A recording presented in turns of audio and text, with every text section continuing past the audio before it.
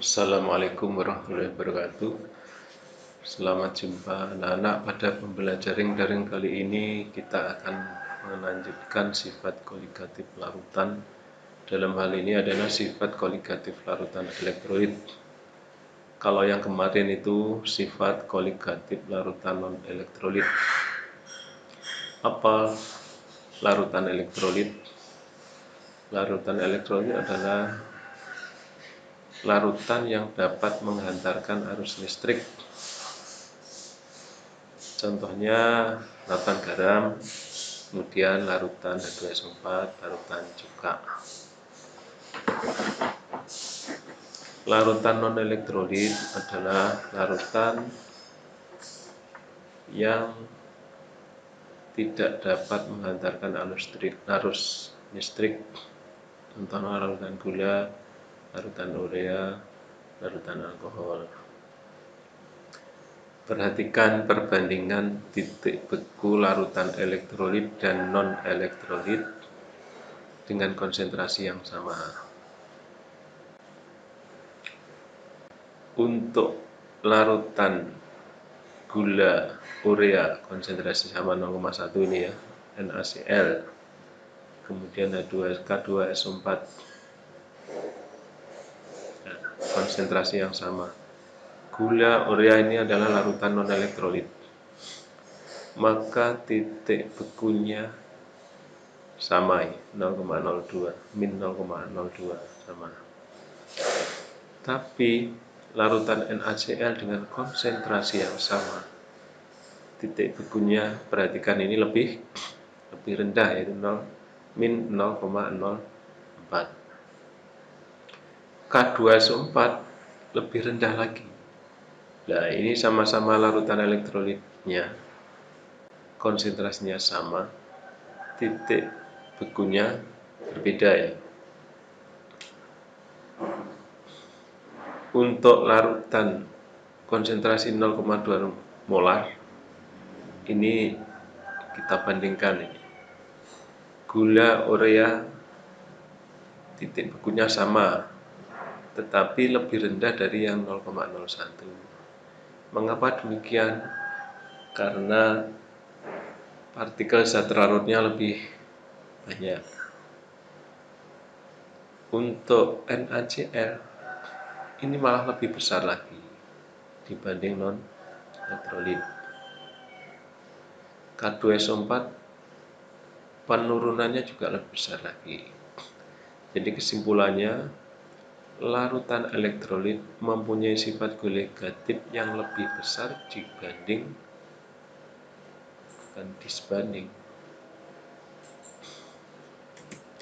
dibanding sifat koligatif larutan non-elektrolit dengan konsentrasi yang sama.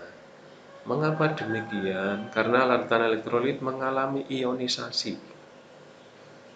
Contohnya H2SO4 terkiam menjadi 2H+ dan SO4 2-. Satu molekul ini menjadi 3 ion, 2H+, 1SO4, sehingga jumlah ionnya menjadi 3. Artinya, dengan konsentrasi yang sama, maka jumlah partikel larutan elektrolit itu lebih banyak dibanding dengan larutan non-elektrolit. Karena apa? Karena larutan elektrolit mengalami ionisasi. Ya. Nah, pada hukum Raoult, ya, untuk larutan elektrolit itu dikali dengan faktor Van Hoff atau diberi lambang I. Besarannya I adalah 1 + N-1 kali alfa, di mana I faktor Van Hoff, N jumlah ion tiap molekul, alfa itu adalah derajat ionisasi. Sehingga rumusnya seperti ini. Ya, sama dengan non-elektrolit, hanya ini dikali faktor Van Hoff yaitu I. Semua dikali I. Perlu diketahui, larutan elektrolit itu ada larutan biner, paling kecil biner, yaitu menghasilkan 2 ion, N sama dengan 2. Ada yang menghasilkan 3 ion, N sama dengan 3, contohnya ini. Ada yang menghasilkan 4 ion, contohnya ini. Ada juga yang menghasilkan 5 ion, contohnya Al2SO43, itu menghasilkan 5 ion. Sehingga semakin banyak ion yang dihasilkan dari larutan elektrolit, maka semakin besar pula harga delta Tb, delta Tf, delta Tp, delta P, dan Pi.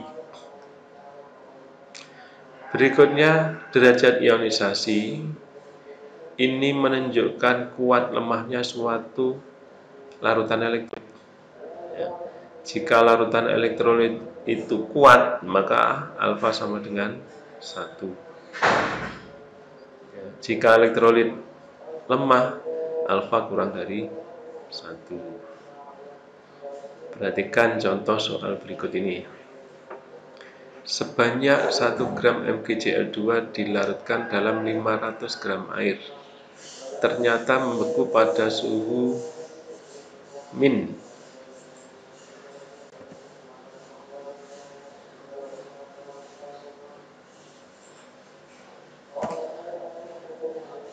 min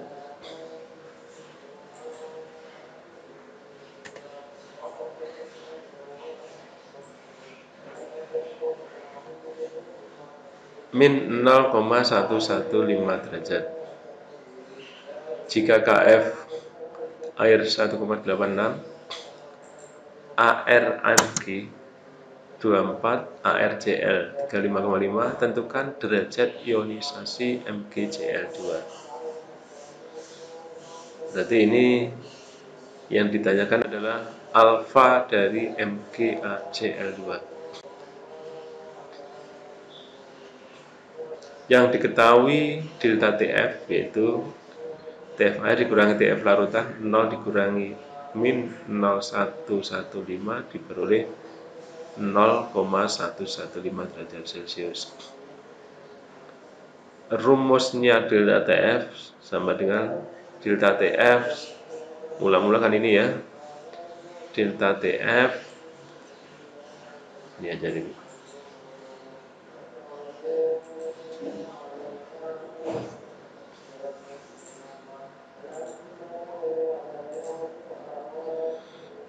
Delta Tf sama dengan M kali Kf kali I. Karena M itu G per ml kali 1000 per P, maka diperoleh rumus seperti ini. G itu zat terlarut, Mr itu massa molekul zat terlarut, yaitu zat terlarutnya dari 1 gram, MrMgCl295, kemudian P-nya 500 gram air, ini P500, Kf-nya 1,86,